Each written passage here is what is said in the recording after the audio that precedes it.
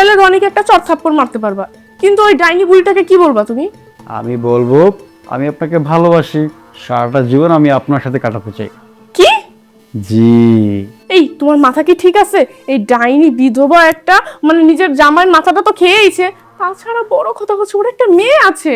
আরে থাকুক না, তাতে কি হয়েছে?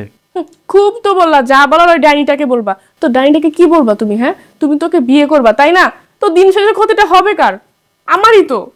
যে কিনা আমার চির শত্রু, সে কিনা আমার ভাইয়ের বউ হয়ে আমার বাড়িতে উঠবে, মানে তাকে কিনা সারা জীবন আমার ভাবি বলে ডাকতে হবে। বাহ, কি সুন্দর চিন্তা তোমার।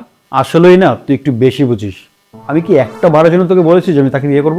তুমিই তো বললা সারা জীবন কাটাতে চাও, তো বিয়ে ছাড়া কি সারা জীবন কাটাবা নাকি? ওরে সারা জীবন সুখের আলো দেখিয়ে টুস করে অন্ধকারের কুয়ায় ফেলে দেব।